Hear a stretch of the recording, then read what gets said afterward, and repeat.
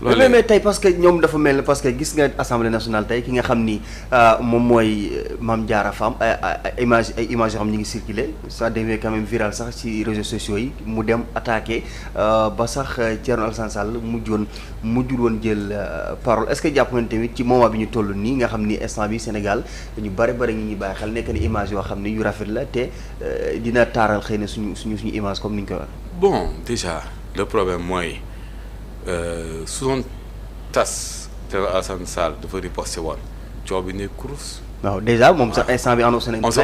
on se rappelle du député qui a frappé ici une femme qui était enceinte pour une femme députée qui était enceinte dans l'hémicycle.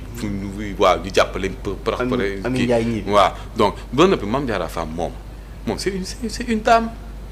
Gis nga c'est pas parce que nit ki vous ne partagez pas le même point de vue que vous devez avoir une animosité mala yi sax lu ñuy xeex suñu partagé le même point de vue ku ne dee doxam su xeex suñu demee ba sës lañ koy def. Mame Diarra Fam c'est une dame dafa am benn ñu dans notre société une dame dafa am lu ñu koy xoolee dafa war am benn stature ak benn tenue mi nga xam ne dañ koy xool ñu ngi naan kii c'est une dame respectable soo demee ndax pourquoi parce que vous n'êtes pas d'accord nga naan da ngay dem xeex góor su ko jàppoon li naan prise ko damm loxo bi loolu ban coow moo fi am féministes yi ñoo fiy gën encore dañuy takkat suñu nopp genre provocation rek xëy na pour jaar foofu pour am mais ça c'est de la bassesse alors si c'est de la provocation mais c'est de la bassesse parce que kii boo ko bàyyi mu wax àndoo ak moom wala da nga yaakaar ni que kii moo tax moo clater sa deal parce que ñu quel que soit alpha suñu bàyyi woon Karim ñëw nous on allait communiquer tout ça parce que Karim nous doit de l'argent Karim nañu fay suñu xaalis ce qui était là du temps de Ablaye Wade ça exactement qui est Karim Wade il a été condamné c'est pas des suppositions les faits sont là il a été condamné il nous doit de l'argent maintenant nag su bëggulee fay c'est à lui de voir mais nag tu peux pas venir dans une élection tu dois des milliards aux Sénégalais nga bëgg a ñëw ne naan damay bokk su ma bokk leen ñu pousse élection yi loolu mooy lan moom dëkk bi wala ñoom dañoo yaakaar ne seen groupe bi moom dëkk bi. d'accord Ousseynou gis nañu instant bi yéen Bassirou Diomaye Faye moom ngeen di jàppale Union européenne am na benn mission boo xam ni déployé na ko fi léegi Sénégal à ce que ñu rencontré ko est-ce que jàpp nga ni vraiment tey maanaam ci gis-gis wala ci xel mu sell jàpp nga ni Bassirou Diomaye Faye wala am na lu mu ko mën a jural par exemple à ce que mu gisee ak ñi nga xam ni waaye Union européenne ñoom ñoo leen yónni wala jàpp nga ni am na loo xam ni tey jii mën na koo wàññi bu fekkente ne gisee na ak ñooñu nga xam ni xëy na ñoom ñu doon Union européenne. Bon tu sais parmi les critères yi nga xam ne qui font que on a choisi Bassirou am na beneen critère bi nga xam ne question bi moo tax ma koy soulever ma koy wax. mooy Bassirou c'est quelqu'un ki nga xam ne il écoute les gens. ñëpp lay déglu dee xam sax ñëw laajte affiche loolu c'est un signe de leader. recevoir nit taxul nga doxal ko ay soxlam. L'Union européenne quand tout ça s'est passé mais elle ne s'est jamais positionnée et ñoom ñëpp et se sont juste pour baser sur retour au calme ñoom ñëpp loolu lañ doon wax pourquoi ils voulaient pas prendre position et appeler tous au retour au calme nous man ak Takula et les membres du parti du Rassemblement pour la Vérité ànd ci dëgg on a déposé plein de lettres pour expliquer notre situation on n'a jamais eu de réponse de la part que ce soit la communauté européenne et tout ça xam nga l'Union européenne la seen siège bi nekk fii ça ressemble tous les pays de l'Union européenne donc soo fa dugalee benn lettre chacun est disponible la lettre est dispatchée au niveau de tout le monde mais on n'a jamais eu de retour musuñu calculer faale wuñu Bassirou boo ñu ko jàppee tëj ko à cause de ce qu'il a dit mais lu mu wax ni mais su yow dans un pays normal yi nee na lu mu wax benn statut Facebook moo tax ñu lay tëj dëgg bi léegi nag ñoo toll fi nga xam ne soo partagé loolu sax sur une cible dañ lay kii ay émoticône reetaan ñu jàppale tëj la dem ci yàlla Papito Kara la moo tax ñu tëjoon ko.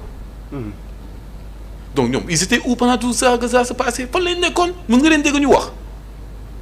yooyu nag ñu dem ba xam ne que instant bi nii parce que le problème de l'Union européenne c'est surtout un problème c'est la guerre de l'Ukraine. xam nga ak li fi jot a jaar tey Ousmane Sonko barricade dinañu këram Ousmane Sonko. 50 jours. voilà 55 jours. Ousmane Sonko jóge na Ziguinchor ñu dogaale li nga xam ne mooy cortège am. ñu intercepté ko.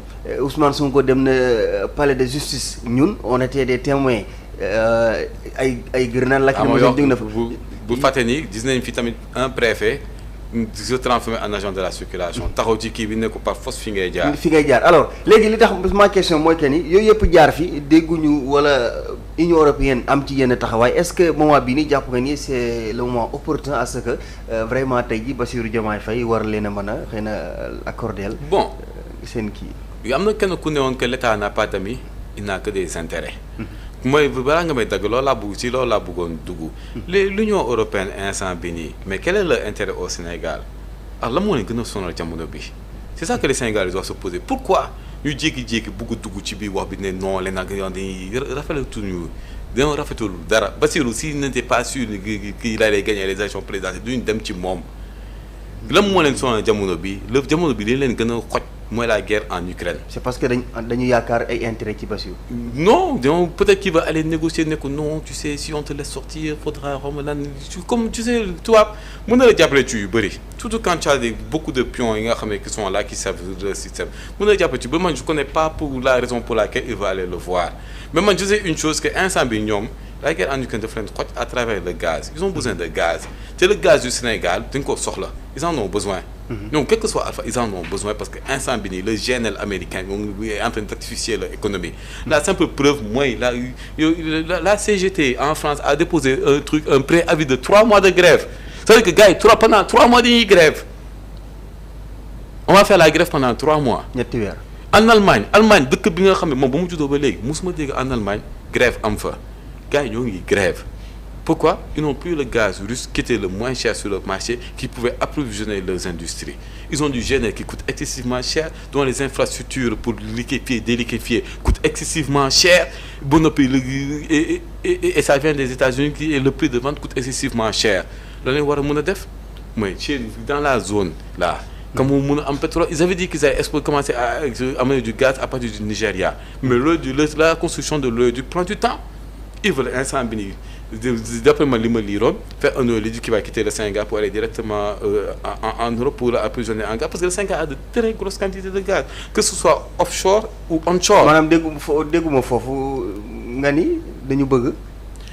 dafa am benn projet bi nga xam ne dafa déparé woon du Nigeria. man d'après ce que j'avais lu dafa déparé au Nigeria. war a def le tour de l'Afrique de l'Ouest tous les pays qui ont du gaz ñu injecté ko foofu ñu ngay fay sa xaalis. Mais le projet est gravement en retard. S'il y a le gaz russe, parce qu'ils voulaient se désengager petit à petit du gaz russe pour pouvoir utiliser le gaz de l'Afrique pour moigner de la pression que la Russie avait. Parce que le gaz bombe là. Voilà. Ils ont un problème en plein hiver de mettre de gaz. Ils ont négocier. Même s'ils ont des stocks. L'oléoduc là prend du temps à être construit et le Sénégal a du gaz mais il peut être exploitable et envoyé directement vers eux. Ils veulent construire un oléoduc pour que c'est approvisionnement parce que s'ils le font pas leur économie d'ici 2 ans parce que quand Poutine bon mu wax l'opération spéciale les Européens di nekk fi dans la guerre ils parlent d'opération spéciale une opération spéciale dafa am benn objectif.